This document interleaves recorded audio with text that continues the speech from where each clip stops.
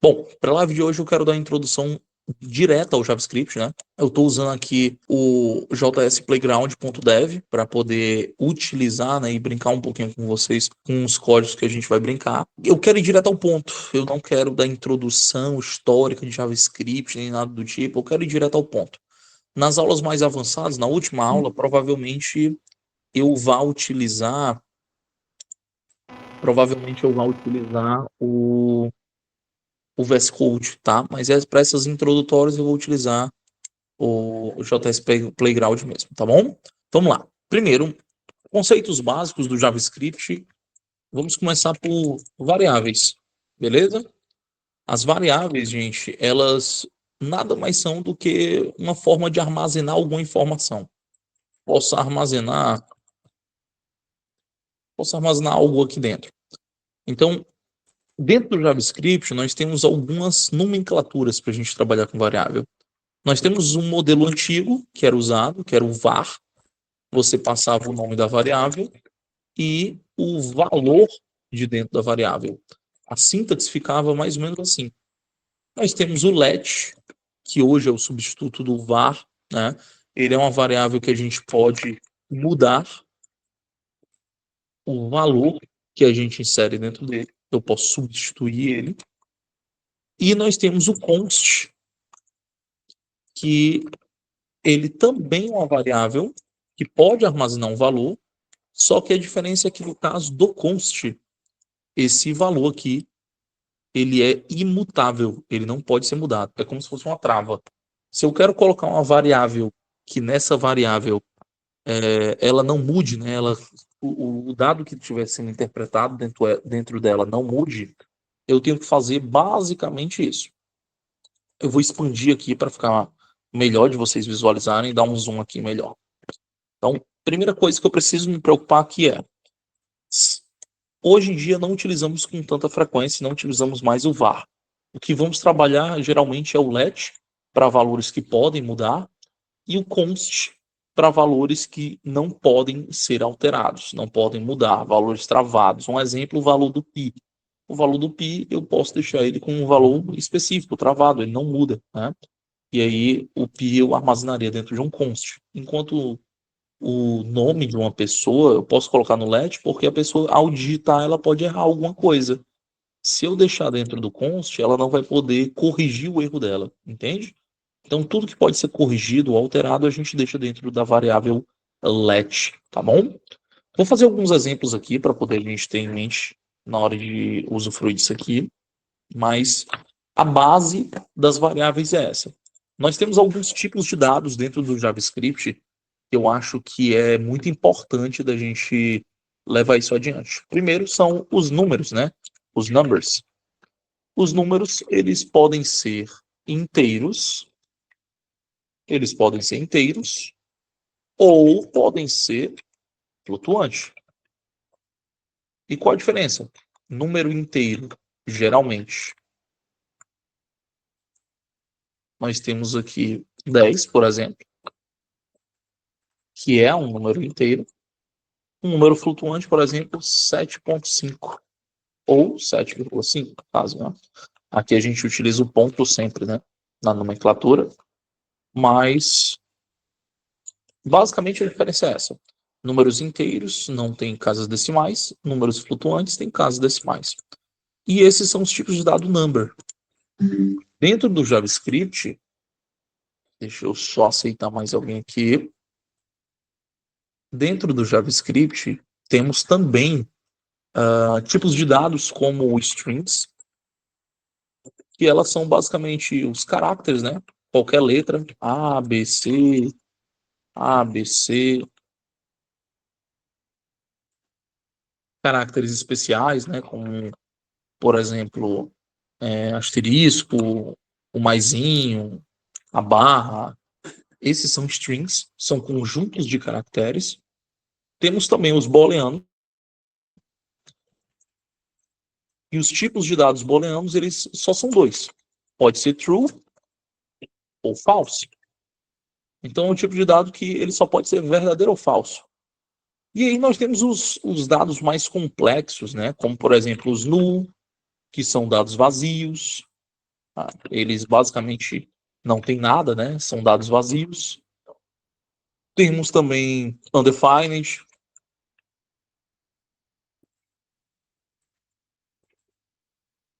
que são dados indefinidos. Por exemplo, o undefined, ele não tem o sinal de igual aqui esperando algum valor, né? Esperando algum valor. Ele é só indefinido. Temos objetos, que são maravilhosos para a gente trabalhar. Temos os arrays, que eles são maravilhosos também para você fazer listas, né? Então, basicamente, trabalhamos dessa forma. O que vocês precisam entender é que no caso das variáveis, elas só podem armazenar um objeto por vez, né? Um item por vez. Já dentro de um array, ou dentro de um objeto, nós podemos armazenar mais de um elemento, né? Então, por exemplo, vamos supor que eu quero armazenar um dado onde dentro desse dado tem coisas mais específicas. Por exemplo, eu quero armazenar um objeto que é um carro, basicamente, e eu vou chamar esse objeto aqui de carro. E o carro, na verdade, ele vai iniciar com as chaves, e dentro desse carro eu tenho alguns parâmetros, né? Como, por exemplo, eu tenho geralmente o pneu, posso colocar aqui o pneu, ou o volante. E o volante, ele é de um valor, deixa eu ver aqui, ele é elétrico. Elétrico. Veja que eu tenho uma configuração dentro desse carro. Eu posso ter também bancos, aonde esses bancos são de couro. Veja que um objeto, eu dou um nome nele como se fosse uma variável, coloco chaves, né, nele, e dentre essas chaves eu vou colocar sempre uma propriedade, separo por 2 pontos, e um valor. E notem que algumas vezes, quando a gente está escrevendo JavaScript, precisamos colocar aspas simples ou aspas duplas, né? Os dois funcionam super bem. Nesse caso, por que que eu estou usando aspas simples aqui no elétrico? Porque ele é o tipo de um string. E a única regra que nós temos nas strings é que sempre você deve colocar elas entre aspas, tá bom? Nesse caso, se a gente sempre pode colocar ela entre aspas, tá show de bola. Tudo que é cadeia de caracteres, precisamos colocar aspas. Simples assim. Isso aqui são objetos. Arrays é bem próximo, faz a mesma coisa. Só que a diferença é que eu não posso colocar propriedades e valores. Eu posso colocar objetos dentro dele ou outras variáveis. Então, um array, a diferença é que, vamos supor, eu tenho aqui 2 elementos, né? Vamos supor Luan e David aqui. Eu vou colocar Luan e Paula, Luan e Amanda, Luan e Diana, enfim. Se eu quero colocar 2 elementos dentro de uma variável, podemos fazer uma variável chamada, um array chamado pessoas, igual, abre aqui o colchete em vez das chaves, e dentro do colchete você vai colocar o nome dessas pessoas. No caso, se é cadeia de caractere, que é string, é entre aspas simples. Então, dentro desse array pessoas vai ter uma pessoa chamada Luan, vai ter uma pessoa chamada Diana, e por aí vai. Basta separar por vírgula e ir para a linha de baixo. Então, olha que interessante quando estamos falando sobre sintaxe, né? Esses são os tipos de dados mais comuns dentro do JavaScript. Meus amores, como a aula vai ser gravada, né? Vocês vão ter a disponibilidade dessa aula para rever quando vocês quiserem. Eu estou indo direto ao ponto, tendo em vista que vocês já sabem pelo menos uma basezinha, tá bom? Então, eu vou revisar essa base de uma forma um pouquinho mais rápida, se precisarem vocês voltem, mas o objetivo da gente aqui é brincar com os fundamentos. E para a gente saber os fundamentos de fato, temos que praticar, temos que criar alguns exercícios e criar algumas opções a mais, tá bom? Então, veja bem, eu vou dar alguns exemplos um pouco mais claros para vocês. Vou criar 3 variáveis. Uma variável chamada ativo, aonde essa variável, o valor dela é true. Eu vou ter uma variável pontos, aonde o valor dessa variável é 120. Na sintaxe, vamos deixar o ponto e vírgula no final aqui, por boas práticas. Temos uma variável saudação, e não podemos colocar acentos, caracteres especiais no nome das variáveis, né? Então vai ficar saudacão aqui, mas porque não podemos colocar, por exemplo, cedilha no nome das variáveis. Isso não funciona na programação, tá? A língua nativa da programação é inglês e usamos ele. Então, aqui nós usamos aqui um olá mundo, por exemplo. E veja bem, eu tenho 3 tipos de variáveis aqui. Essa primeira variável, ela é booleana. Essa segunda variável, ela é do tipo number, que são números. E essa terceira variável é do tipo string, que são cadeias de caracteres. Olha que interessante. Desse jeito é que a gente consegue trabalhar as variáveis dentro do JavaScript. Eu declaro se ela é uma let ou um const, dou um nome para essa variável e dou um valor para essa variável. Como o JavaScript ele já é pré-processado, a gente não precisa especificar que tipo de dado é esse. Automaticamente, assim que a gente coloca o valor, ele já vai interpretar que isso aqui é um booleano. Ele já vai interpretar que isso aqui é um number. Ele já vai interpretar que isso aqui é um string. Então a gente não precisa dizer que tipo de dado é esse. Não é uma linguagem tipificada para a gente fazer isso. Mas o JavaScript, por ele ser mais inteligente dessa forma, agiliza muito para quem está iniciando. Por isso que muitas vezes, quando vocês estão aprendendo linguagem de programação, vocês geralmente começam com linguagens como Python, JavaScript, para poder vocês ingressarem no mercado. Temos também o tal dos operadores aritméticos, né? Que são as atribuições, comparações, a fase lógica, né? E podemos, junto com os operadores, ingressar eles dentro de variáveis. Então, olha outro modelo de variável. Eu posso criar uma variável, por exemplo, let, chamada soma, aonde essa variável let ela vai ter 10 mais 15. Isso daqui é uma soma aritmética, né? Isso aqui é uma soma aritmética. Se eu vier com let, colocar, por exemplo, comparação e colocar o valor de soma maior que 20, isso daqui, na verdade, é uma comparação. Veja bem, não sei se vocês perceberam o que eu acabei de fazer. No valor da variável comparação, eu acoplei a variável soma e disse que ela é maior do que o 20. Olha que interessante. Dentro das minhas variáveis, eu posso colocar no valor dela outras variáveis. Como é que a gente sabe se isso funciona? Podemos começar com um simples console log. Então, se eu vier um console.log, podemos dizer ao nosso JavaScript, dizer, cara, eu quero que tu traga para mim, por exemplo, a variável ativo. Se eu clicar aqui e colocar o console log variável ativa, ele já vai aparecer aqui no meu console, do ladinho, o valor true, dizendo que é o valor booleano. Se eu peço para, por exemplo, ele trazer a variável pontos, ele já vai trazer para mim o valor que está dentro dessa variável. Ele interpreta o valor que foi armazenado lá dentro. Então, se eu pedir para vir saudação, por exemplo, ele já vai trazer o olá mundo que a gente armazenou dentro dela. Então, essa é a forma mais simples da gente criar variáveis dentro do JavaScript e trazer elas para dentro do nosso console log, para a gente verificar como é. Futuramente, né, a partir da próxima aula, a gente já vai brincar com o DOM, e aí eu vou mostrar isso, como é que funciona de fato dentro de aplicações web. Mas olha que interessante. Quando a gente vem para o soma, ele não vai trazer para mim o 10 mais 15, ele vai trazer para mim o resultado dessa soma aritmética, porque as variáveis elas também processam dados. Isso é muito importante de vocês interpretarem.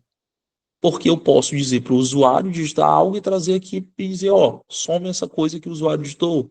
E aí a gente vai fazendo, por exemplo, a entrada de uma calculadora, por exemplo. No caso de comparação é bem legal, porque Quando a gente traz uma variável de comparação como essa que tem a variável soma lá dentro, que é o resultado 25, e diz que ela é maior do que o 20, se eu chegar aqui e trazer comparação, ele vai me retornar um valor booleano, se é verdadeiro ou se é falso. Então, nesse caso, eu estou afirmando aqui que a soma, minha variável soma, que é 25, é maior do que 20.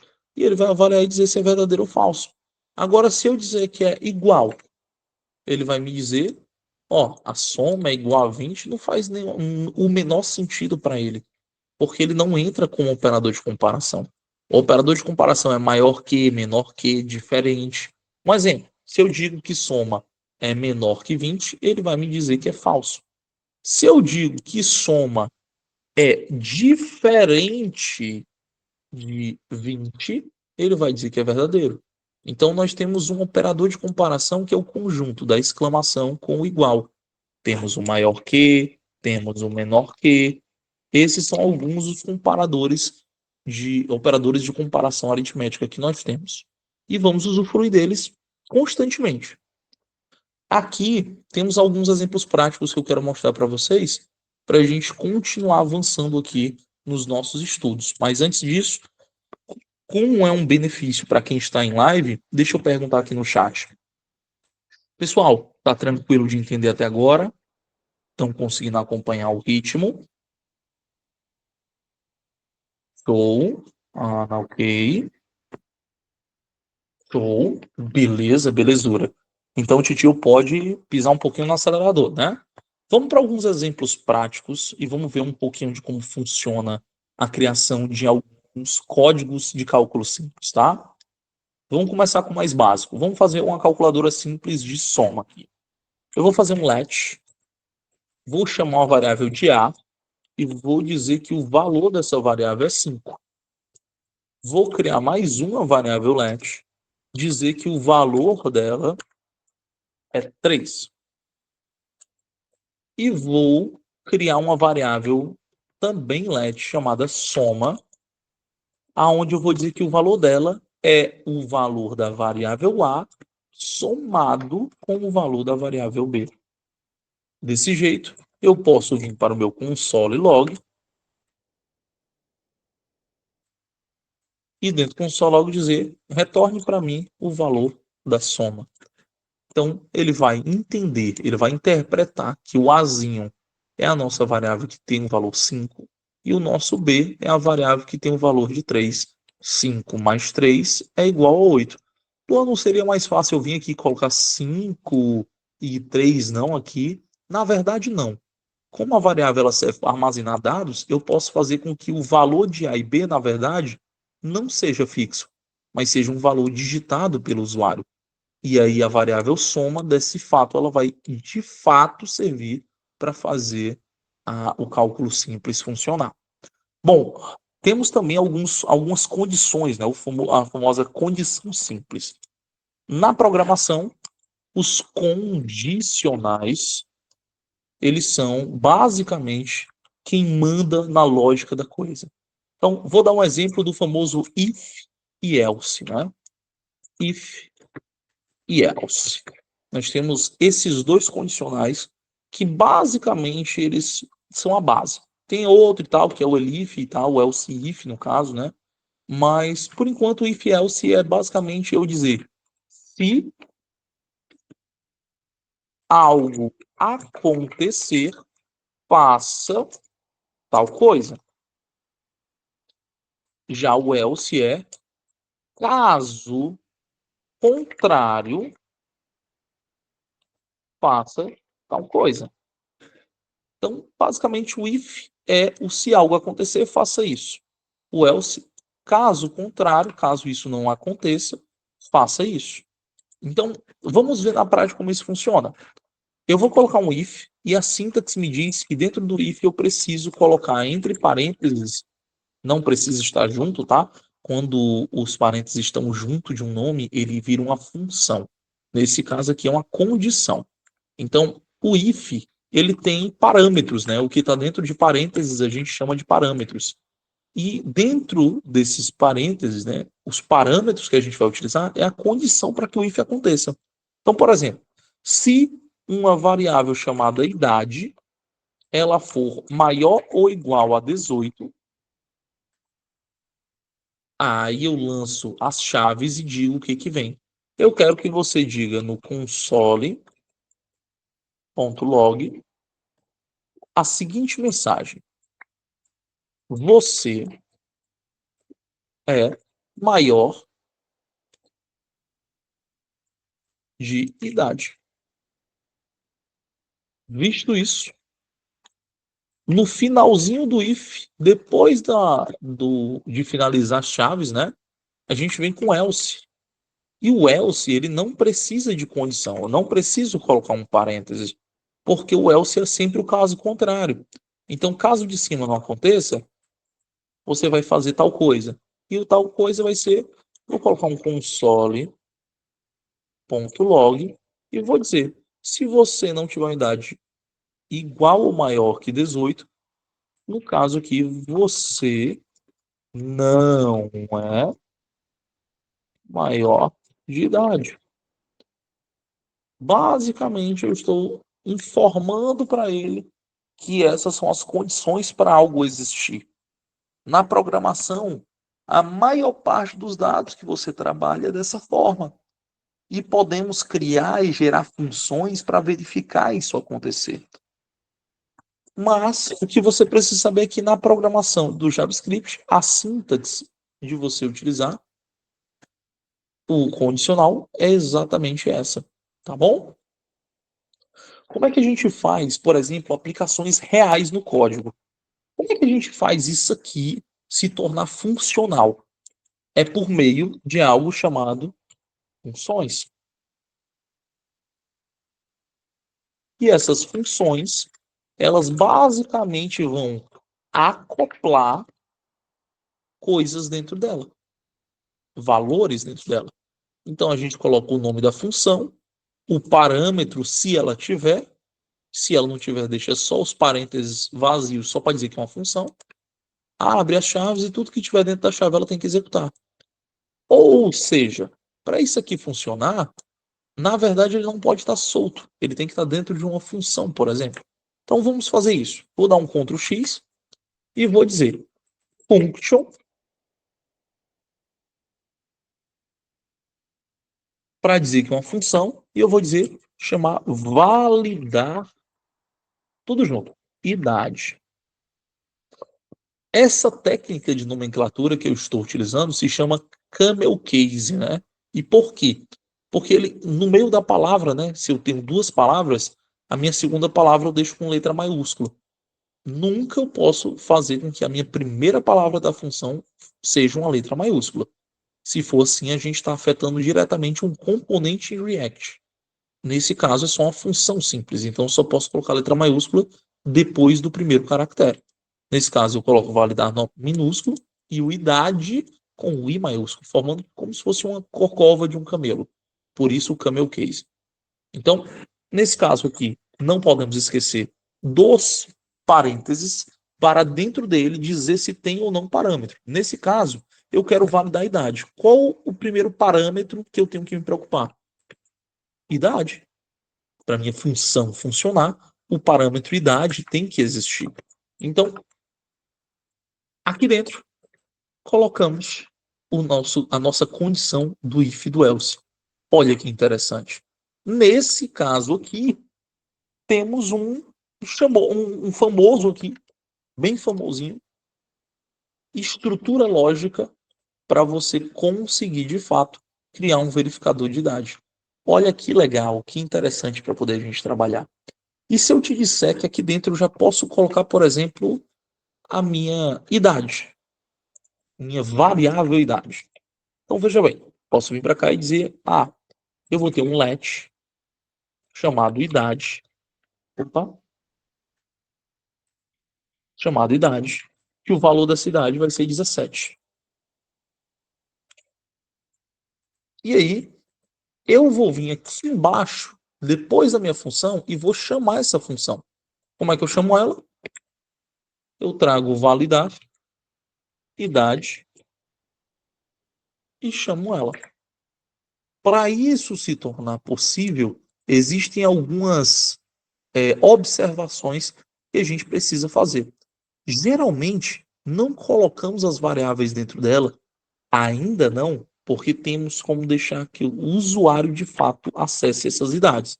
Então, por exemplo, se eu coloco aqui vale da idade e coloco dentro desse vale da idade o parâmetro da idade que eu quero, ele vai receber o número 17. E ele vai me retornar logo aqui, ó. Você não é maior de idade. Mas se eu for 19, ele vai me retornar: você é maior de idade.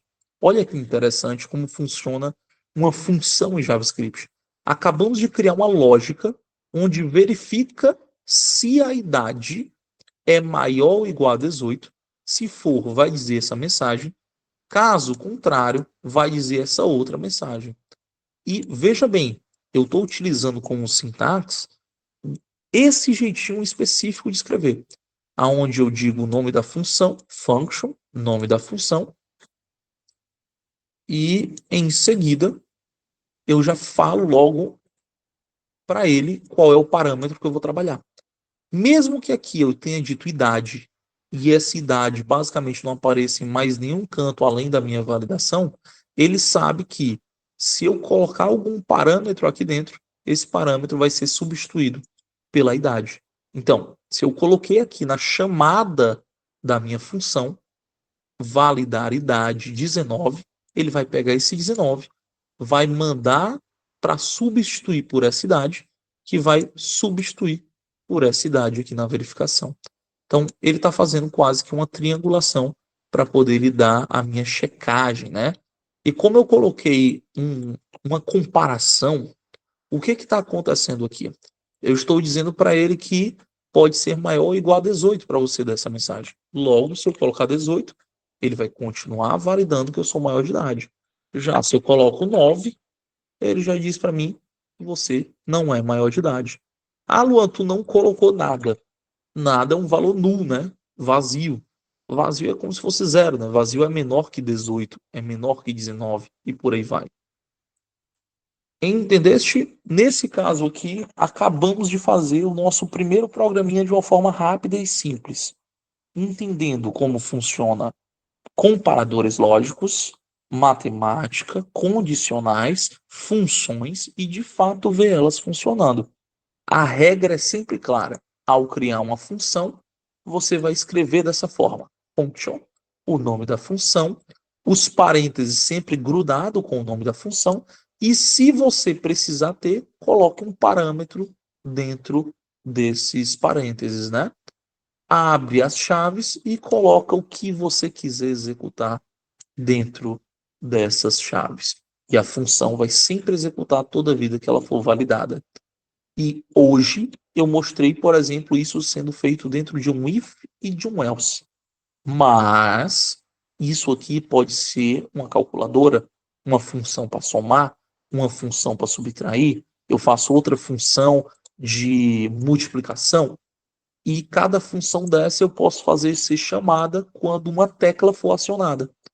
As calculadoras elas funcionam exatamente assim, tá bom? Até aqui, tudo bem, pessoal? Alguma dúvida? Ou posso avançar?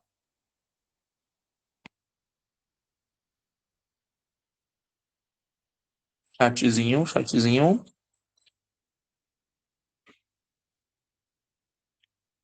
Tem aqui, ok? Show. Beleza. Vamos lá. Gosto assim. Avançando mais um pouquinho, a gente vai ter as interações do usuário, tá? Como é que a gente faz com que um usuário ele interage de fato com alguma coisa, né? A gente tem, por exemplo, temos, por exemplo, uma interação com HTML, né? Então, vamos fazer uma brincadeira aqui.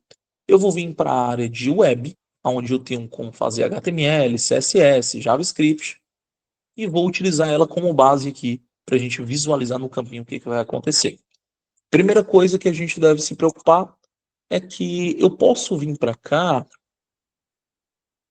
e digitar um button um botão de clique. Eu acabei de criar via HTML um botãozinho de clique.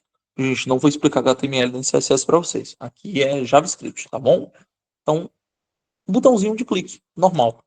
Nesse botão, eu vou fazer o seguinte: eu vou dizer, cara, eu quero te chamar, quero te dar uma classe,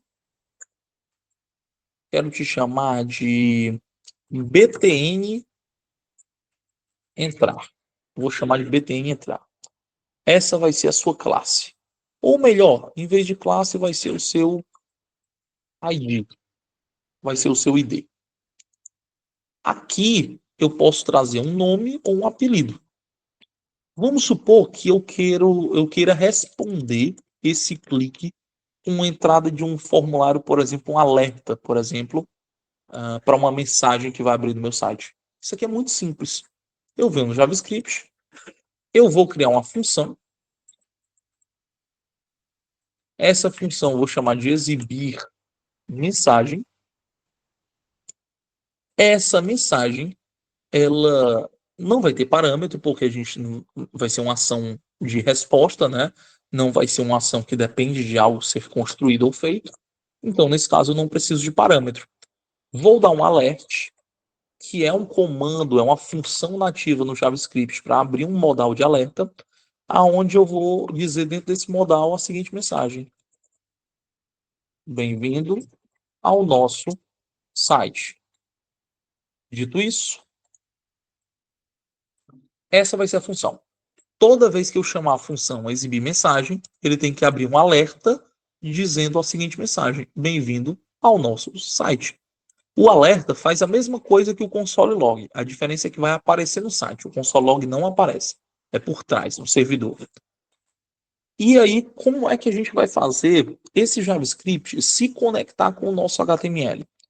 Eu vou começar nessa introdução porque a gente vai ter uma aula só de DOM, tá? Onde a gente vai fazer algumas coisas bem legais nas aulas. Então, aqui a gente está brincando com os fundamentos. E para o último fundamento que a gente precisa é o famoso DOM, que nada mais é do que Document Object Model. Então, o DOM, ele é o modelo de interação com o nosso objeto pela documentação. E a documentação é o nosso HTML. Como é que a gente acessa ele no JavaScript? Usando o comando document, a gente acessa ele e podemos direcionar ele para pegar alguma coisa.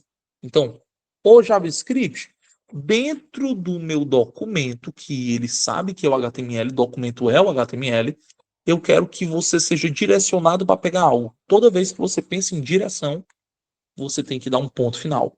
É o ponto que vai dar a direção. Então, JavaScript, dentro do meu HTML, direcione para pegar alguma coisa. E eu vou dizer get, que é um comando para pegar, pegue o elemento, get element, by ID.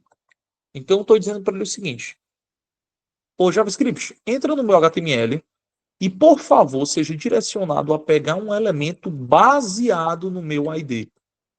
E aí, isso é uma função. Toda função precisa na sintaxe de ter os parênteses.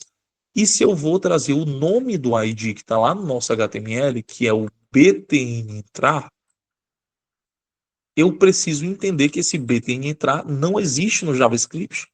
Ele existe no HTML. Se não existe no JavaScript como uma variável, uma função, isso aqui é uma string, cadeias de caracteres. E aprendemos na nossa base que a sintaxe de um string exige a utilização das aspas. Ok.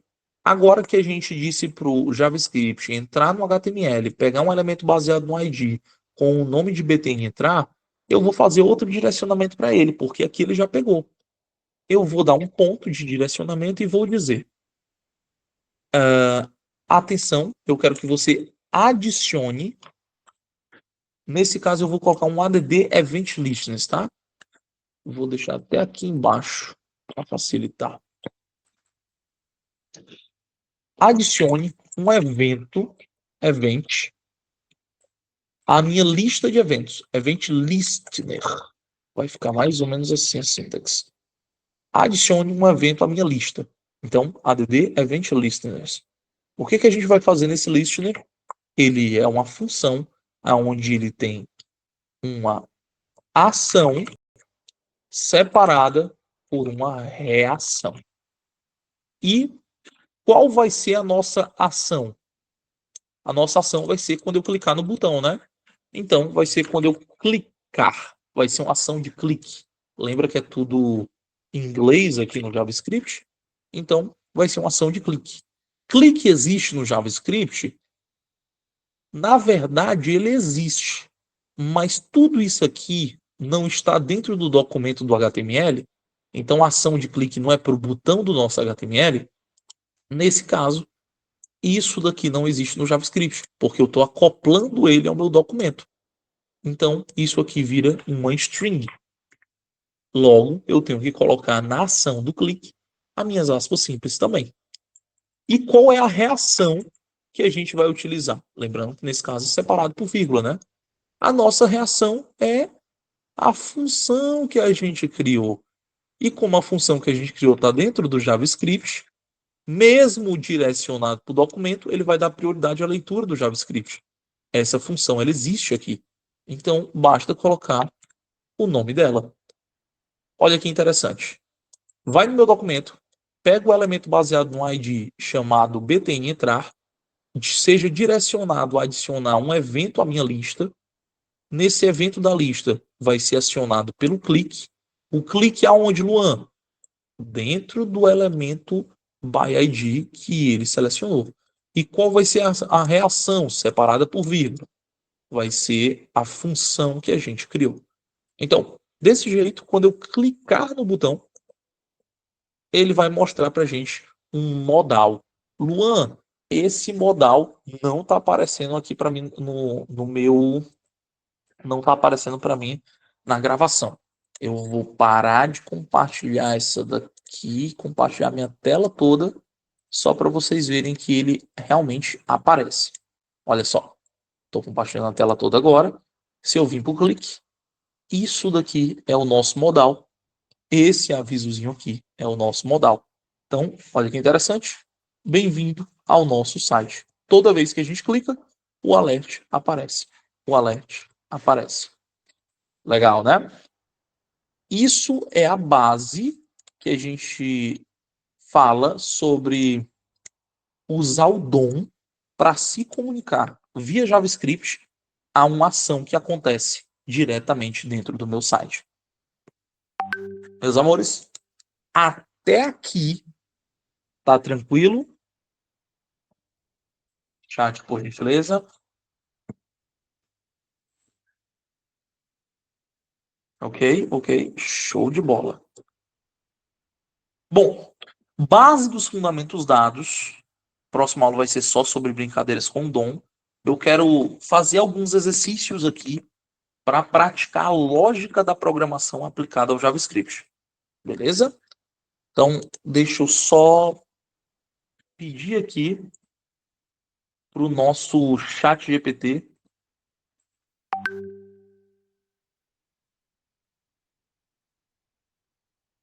Pedindo aqui ao nosso chat GPT para ele gerar alguns desafios para mim resolver aqui com vocês. Um momento. Deixa eu ver um legal aqui.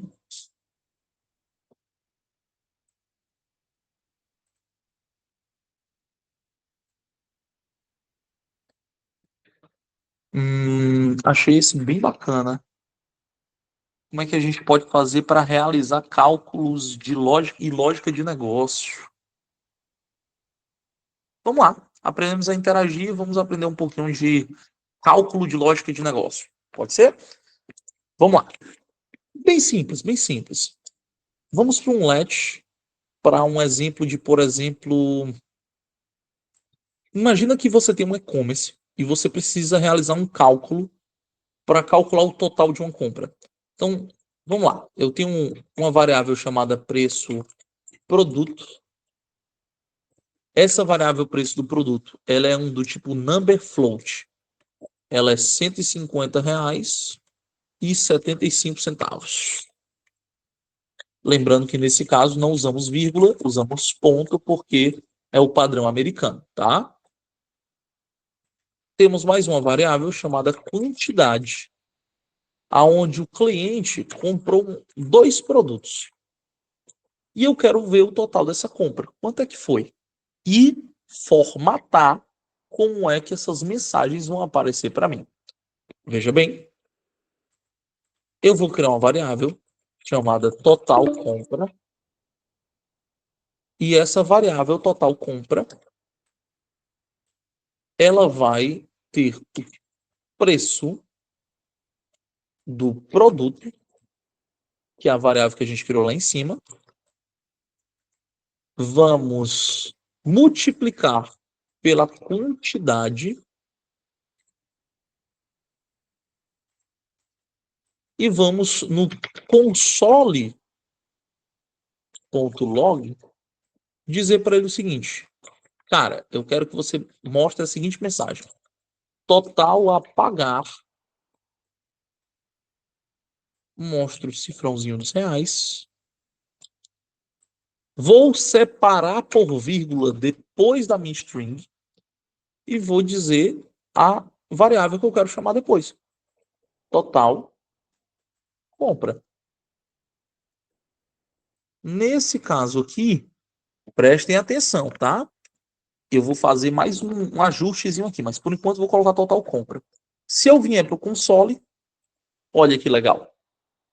Se eu vier para o console, ele me diz aqui: olha, você precisa pagar, ó, total a pagar, R$ 301,50. Tá vendo? Mas se eu vier aqui mudar para 17 produtos, você precisa pagar R$ 2.562,75. Você está vendo que ele vai fazer esse cálculo muito rápido, extremamente rápido, e isso é o que a programação vai ter disponível para você. Vamos supor que eu fosse um pouquinho mais quebrado. Na verdade, ele fosse 7 centavos. Então, R$ 150,00, 7 centavos. Olha o que acabou de acontecer aqui comigo. Ele me gerou um número gigantesco, né? Uma casa decimal gigantesca quebrada. Como é que a gente resolve esse tipo de problema dentro da programação? Usando funções. Então, o problema está aqui, ó, no total da minha compra, em como ele é demonstrado. Eu vou dar um direcionamento no final dela e dar uma função chamada toFixed. Essa função chamada toFixed, lembra que toda função precisa obrigatoriamente ter os seus parênteses, mesmo que esteja dentro de outros parênteses, tá? Então, esse toFixed, eu posso dizer aqui dentro dos parâmetros dele quantas casas decimais eu quero que ele mostre. Então, se eu deixar zerado, não vai mostrar nenhuma casa decimal. Se eu deixar 2, ele vai mostrar 2 casas decimais. Se eu deixar 4, ele vai mostrar 4 casas decimais.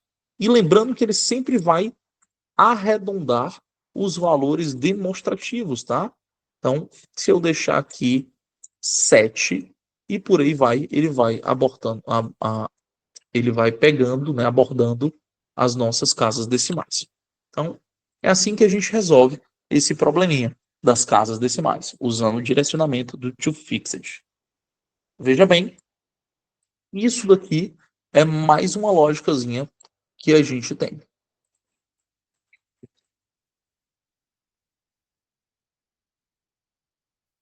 Agora vamos resolver um problema um pouquinho mais diferente. Aqui ele pediu para mim resolver, deixa eu ver aqui. Não, esse aqui é fácil. Esse aqui também é fácil. Hum, Peça ao usuário para digitar sua idade usando um prompt e em seguida calcule e exiba o ano de nascimento do usuário no console. Isso aqui é bom. Vamos lá? Bom, temos que resolver esse probleminha aqui que o chat mandou para a gente. Ó. Peça ao usuário para digitar sua idade usando uma função de prompt e em seguida calcule e exiba o ano de nascimento do usuário no console. Aqui eu já vejo um problema lógico, tá? Porque ele pede para calcular o ano, mas não pede baseado nos dias e nem no mês. Então, ele vai dar o ano que o usuário de fato fez ou vai fazer neste ano. ele não vai dar o ano exato. Então, por exemplo, eu tenho 27, faria 28 lá em agosto. Mas ele já vai dizer que eu tenho 28 porque eu faço 28 esse ano. Entende? Nesse caso, o ChatGPT está pedindo que a gente só se preocupe com a idade baseada no ano do nascimento. Então, vamos fazer isso do jeitinho que ele pediu. Bom, o ano do nascimento é uma variável que não muda, né? Você nasceu um ano, você não pode nascer de novo em outro ano, né? Então vamos começar com um constzinho aqui, chamado ano atual. O const porque ele não vai mudar. E o ano atual eu vou usar uma função dentro do JavaScript que obtém o ano atual usado como objeto de data do JavaScript. O objeto é o new, sempre que eu quero trazer algo novo, e a função é o date, para data. E eu quero que ele pegue o ano completo, por exemplo. Então vou dar um direcionamento para outra função chamada peg get full year, que é uma função para pegar o ano todo, ok? Aqui, nossa variável já está fazendo o que a gente precisa, que é pegar como nova data o ano todo. Essa função já vai pegar a data que está armazenada no teu computador. Vou criar uma variável e essa variável no JavaScript chamada idade, ela vai ser um prompt para fazer o usuário digitar. Esse prompt é uma função que vai sempre habilitar o que está sendo digitado aqui dentro. Eu vou dizer, digite aqui, deixa eu ver, digite sua idade. Idade. Ok. Digite sua idade.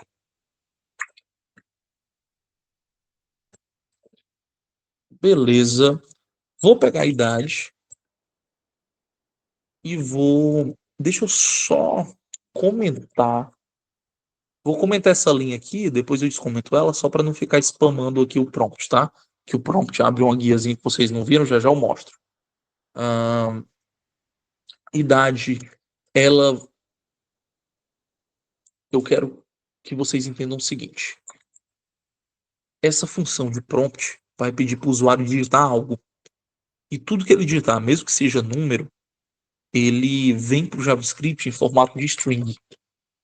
Então, se eu quero fazer algum cálculo numérico, eu tenho que transformar esse string em um dado de number. Entende? Então, para fazer soma, subtração, multiplicação, precisa ser um número. Senão dá erro. O que eu vou fazer aqui? A idade, ela vai ter que ser igual a uma função chamada parseInt, para transformar a idade em um número inteiro. Parse é transformar. Pode ser int ou pode ser float. Nesse caso vai ser inteiro. Idade. Eu quero que você transforme a própria idade no número inteiro. Só isso. Agora, deixa eu ver. Agora a gente pode fazer a brincadeira dos números, né? Então vamos lá. Eu costumo dizer que todo programa ele deve ser antiprimatas. E por que antiprimatas? Porque o usuário vai pedir para você vai pedir para ele digitar a idade, talvez ele escreva por extenso, nasci em 1900 e tananã, em vez de número. Isso pode acontecer. E isso, ao ser convertido para número inteiro, vai bugar e vai travar o teu programa. Então, é aí que entra os nossos ternários condicionais. Na verdade, as nossas condições, né? Então, eu vou fazer uma condição de negação. Existe uma coisa chamada NaN. E esse NaN é um tipo de dado chamado not a number. É uma resposta para um tipo de dado, dizendo esse tipo de dado não é um número. Sempre que eu quiser negar uma afirmativa, eu uso exclamação no início. Então, o exclamação is not a number, ele diz se isso não for um número, aí o que eu quero que não seja um número? A idade. Caso a minha idade não seja um número, eu quero que você faça tal coisa. Aí eu vou dizer, eu quero que você crie uma nova variável chamada let ano de nascimento. Opa, ano de nascimento. E eu quero que você coloque o ano. Deixa eu ver aqui outra variável, deixa eu ver legal. O ano atual lá em cima, né? Ano atual. Pronto. A variável que a gente criou. Se a minha variável ano de nascimento for igual ao meu ano atual menos a idade que foi digitada, eu quero que você retorne um console.log com a seguinte mensagem: seu ano de nascimento, opa, de nascimento é, aqui eu posso usar vírgula, mas também posso usar concatenação, tá? Posso usar o mais para concatenar. Não é muito comum não, mas a gente pode usar. Nesse caso aqui eu vou dizer o seguinte: seu ano de nascimento é, e aí eu posso usar vírgula ou mais. Já usei a vírgula, vou usar o mais para tu ver, ó. Ano, a variável lá de cima, né? Ano de nascimento. Vamos pegar essa variável e trazer aqui para cima. Pronto. E agora vamos fazer um else, né? Para ser justo. E o else, ele vai logo depois do if e diz o seguinte: cara, caso contrário, console.log e digo a mensagem que eu quero que ele traga caso contrário. Bom, o que pode dar errado se o if não aparecer? O que pode dar errado é isso aqui, ó. Então ele só vai de fato fazer o cálculo se a minha idade for de fato um número, se o cara digitou um número. Se ele não digitou o número, é isso que tem que acontecer. Então a mensagem que eu vou dizer é: por favor, digite um número válido.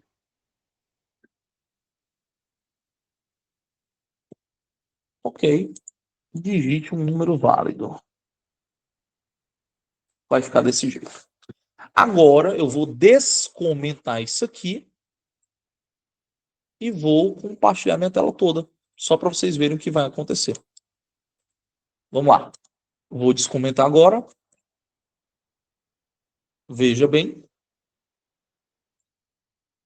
Aparece aqui para mim em cima um input, um prompt, né? Onde eu posso digitar minha idade.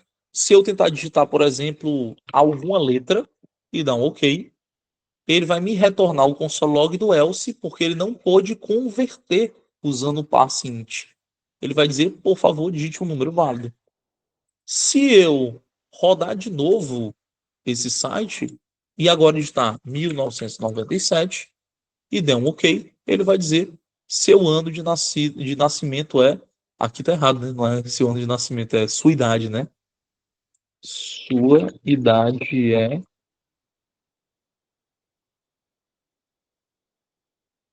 Pronto. Então, 1997. Vai aparecer para mim, sua idade é 28 anos. Olha que interessante. Isso daqui é o cálculo, né? E novamente, ele usou apenas o ano, né? Apenas o ano inteiro, que é apenas os 4 dígitos, né? Então, ele não vai ser tão preciso. Se eu fizesse baseado no mês, no dia, ele daria exatamente quantos anos eu tenho.